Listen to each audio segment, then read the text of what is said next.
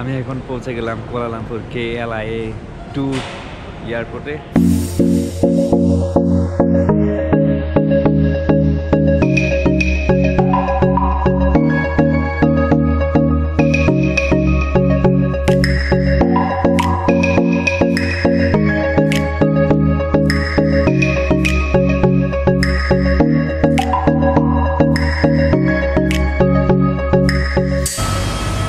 We have just arrived. It's Melbourne, Australia.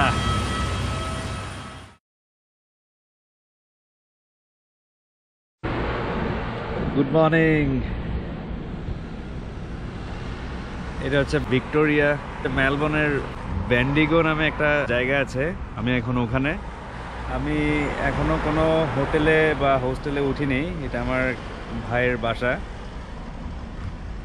This one, এটা একটা bungalow types একটা বাসা। আমার ভাই এখানে সিটিজেন। সুন্দর জায়গা, খুবই নিট অ্যান্ড ক্লিন, খুবই কোয়াইট, নিস্তব্ধ একটা জায়গা, পরিবেশ। আর এখানের বাসাগুলো ঠিক এরকম হয়, বাংলো টাইপস এই ধরনের বাসা, বাংলো টাইপ সব বাসা এখানের মধ্যে। এটা ছোট একটা শহর মেলবোর্নে, বেন্ডিগো নামে। আজকে আমার ডে 1, আজকে প্রথম দিন।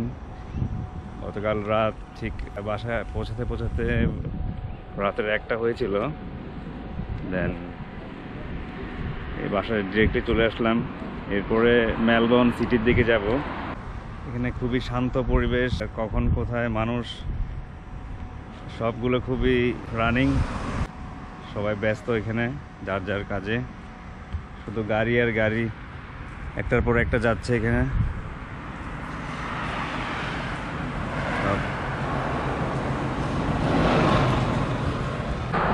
অস্ট্রেলিয়া অনেক বড় একটা দেশ। এখানে আসলে এমন কিছু জায়গা আছে মনে হয় মানুষের কখনো পাড়া পড়েনি। মানুষের খুব শান্ত পরিবেশ এখানে, কোনো কোলাহল নেই, অনেক শান্ত পরিবেশ। মেবি এখনো মানুষের বসবাস খুবই কম, রাস্তাঘাট খুবই ফাঁকা। আর এখানে লাইফস্টাইলের ব্যাপারে আমি জানবো, এখানে লাইফস্টাইলের মানুষ কিভাবে থাকে, লাইফস্টাইল কিভাবে, লিভিং এক্সপেন্সেস, ওগুলোর ব্যাপারে আমি বলবো, আপনাদেরকে জানাবো।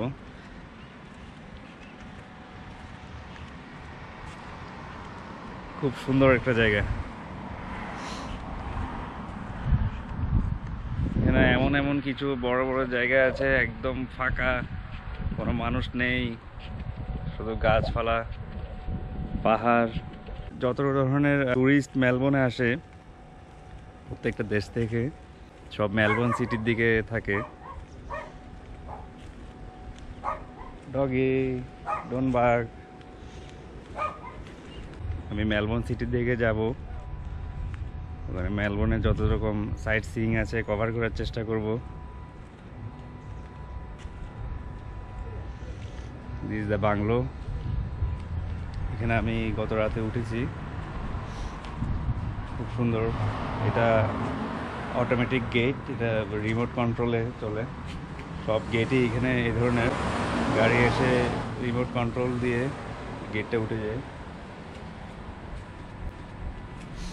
আর এটা ছোট ডোর, এখানে কলিং বেল,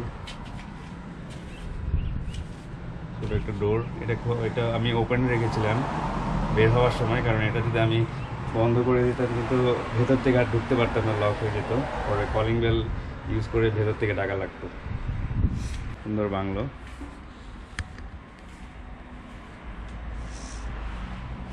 বাগান, গার্ডেন, পিছনের দিকটাও অনেক বড়, সুন্দর গার্ডেন আছে। একটা ডোর,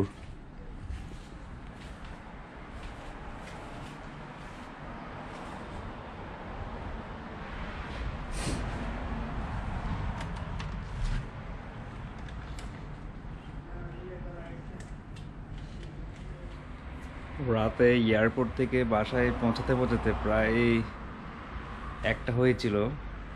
2 থেকে 2.5 ঘন্টার পথ এয়ারপোর্ট থেকে, অনেক দূরে এক একটা জায়গা। এখানে অনেক দূরে দূরে এক স্টেট থেকে আরেক স্টেটে যেতে তো 7 থেকে 8 ঘন্টা লেগে যায়, কিন্তু এত বড় রাস্তাগুলো এত ক্লিয়ার, কোনো জ্যাম নাই, কোনো কিছু নাই, ডিরেক্ট হাইওয়ের মতো।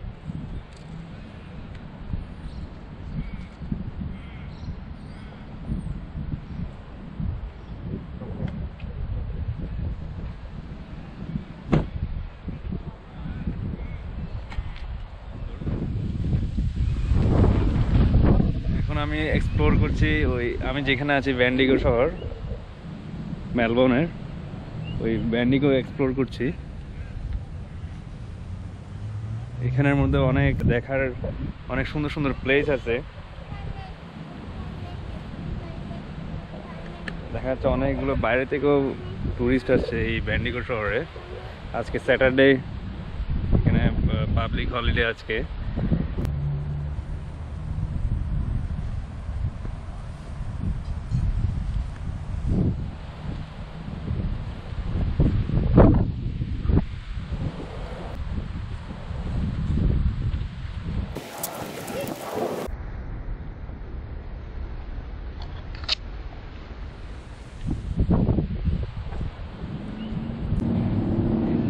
এখানে যে টাওয়ারটা আমি দেখালাম, ওই টাওয়ারের উপরে থেকে উঠছি, ওখানে পুরো ভ্যান্ডিগো শহরটা দেখা যায়। অনেকগুলো সিঁড়ি বেয়ে উঠতে হবে।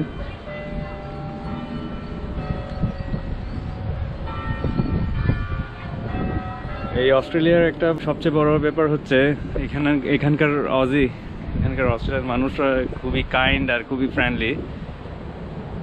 ছোট থেকে বড় সবাই, বিশেষ করে বড়রাও অনেক বেশি ফ্রেন্ডলি। এখানে অনেক বেশি ভালো লাগলো ব্যাপারটা, অনেক বেশি হেল্পফুল।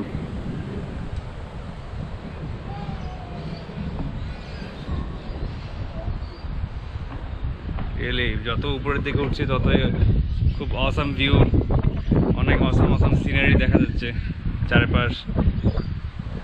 আরো উপরে উঠলে আরো সুন্দর হবে।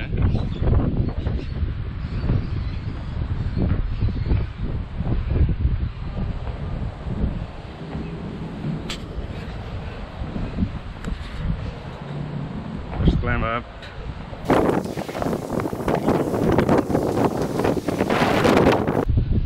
যত উপর দিকে উঠছি বাতাসও বাড়ছে, খুবই ভালো লাগছে বাতাসগুলো।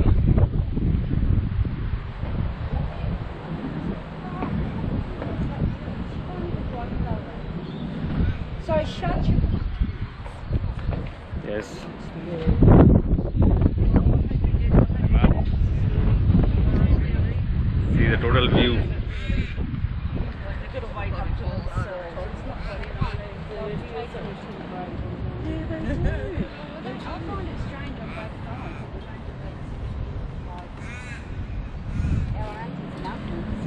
For like a blink of an eye, and then that's it.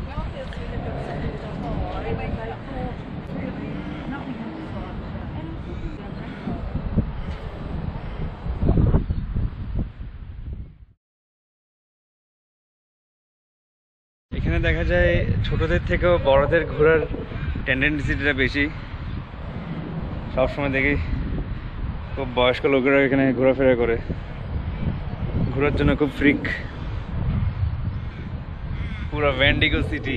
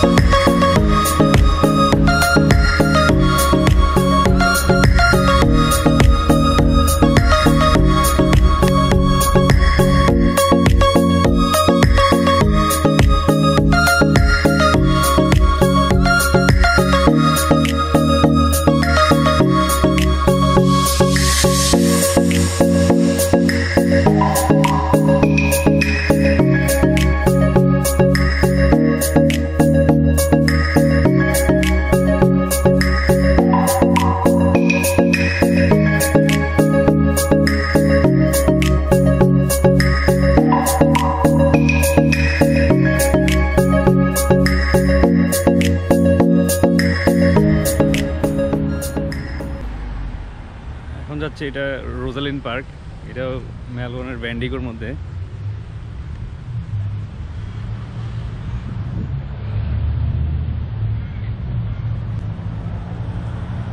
অস্ট্রেলিয়ার প্রত্যেকটা শহরে কয়েকটা করে করে পার্ক এখানে করে রেখেছে। এটা খুবই একটা ভালো একটা কনসেপ্ট,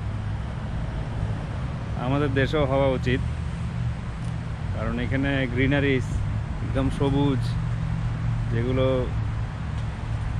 পিওর অক্সিজেন, মানুষ হাঁটাচলা করার জন্য রিক্রিয়েশনের ব্যাপার থাকে, রিল্যাক্সেশনের জন্য খুবই দরকার। অস্ট্রেলিয়া দেখা যায় প্রত্যেকটা শহরেই, প্রত্যেকটা সিটির মধ্যেই অনেকগুলো এই ধরনের পার্ক করে রেখেছে, খুব সুন্দর। এটা কিন্তু একদম মেইন সিটির ভেতরেই, মানে সিটি অনেকগুলো গাড়ি চলছে, কিন্তু এটার পাশেই এই পার্কটা। কিন্তু অনেক ভিতরে অনেক বড় একটা এরিয়া জুড়ে এই পার্কটা।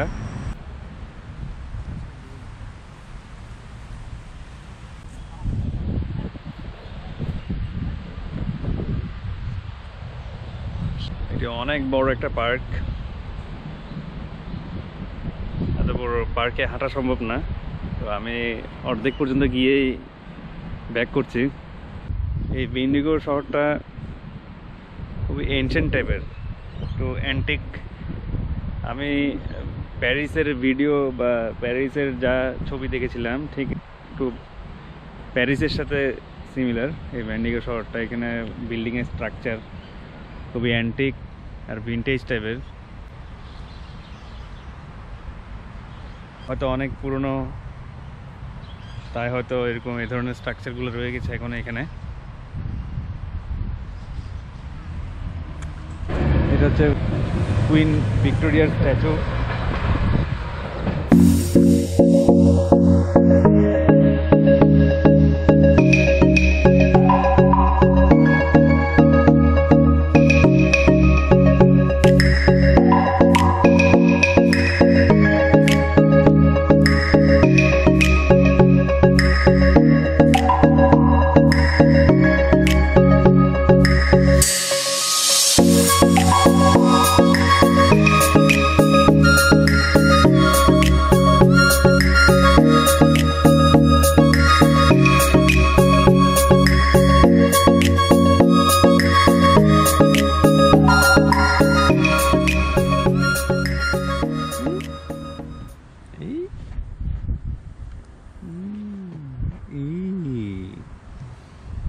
আসো।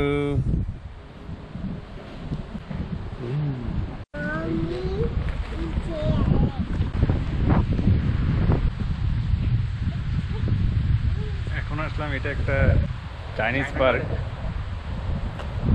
এটার নাম হচ্ছে চায়না গার্ডেন। এটা হচ্ছে চায়না গার্ডেন এটার নাম। এখানে একটা মিউজিয়াম আছে, কিছু সুন্দর স্ট্রাকচার করে রেখেছে এখানে। মেবি চাইনিজরা এটা বিল্ড করেছে এই পার্কটা।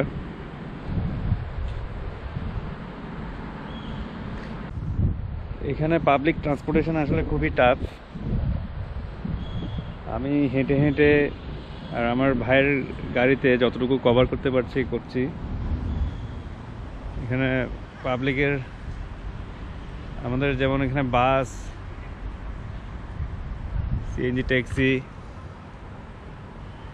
এই ধরনের এখানে ওভাবে কোনো সুব্যবস্থা নাই, সবার পার্সোনাল যার যার গাড়ি। তো এরপরে নেক্সট মেলবোর্ন সিটিতে গিয়ে দেখব, মেলবোর্ন সিটিতে আরও অনেক কিছু দেখার আছে। ওখানে হয়তো পাবলিক ট্রান্সপোর্টেশন ভালো থাকবে, কারণ যেহেতু এটা main city.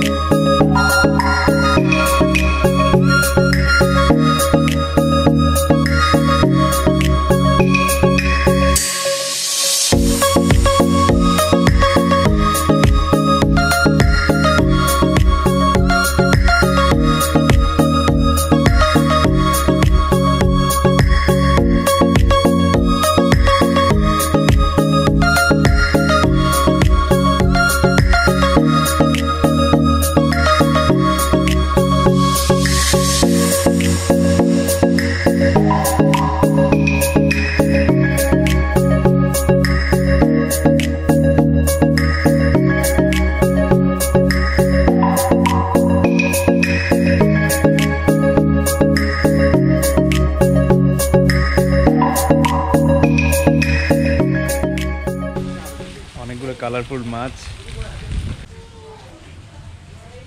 Totally Chinese architecture.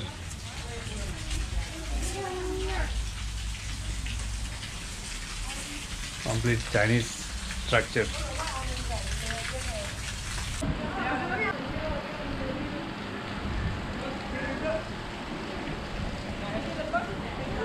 এই জায়গাটা হচ্ছে এমন, আমার কিছু চাইনিজ মুভির কথা মনে পড়ে গেছে। এখানে জ্যাকি চ্যান, ব্রুস লি, ঠিক এই ধরনের জায়গাতে ওরা কারাটে প্র্যাকটিস করে। মুভিতে ঠিক এই ধরনের জায়গার কিছু সিন আছে।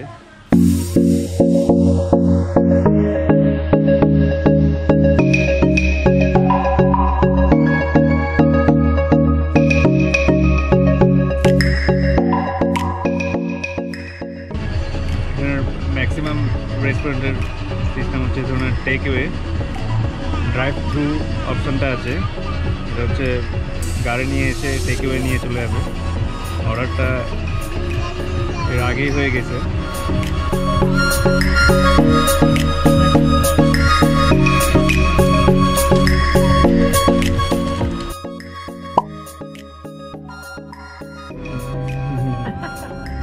After the gold rush, there were a lot of unemployed men from Europe.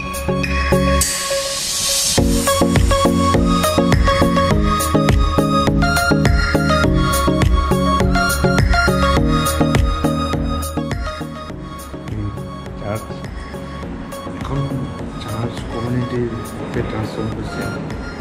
আগে এটা একটা রাজার প্যালেস আছে।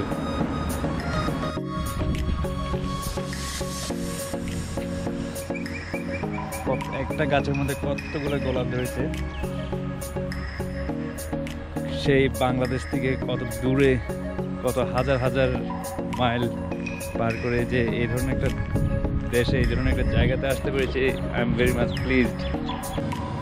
অদ্ভুত একটা কলা, এটা ন্যাচারালি এমন, কোনো কালার না।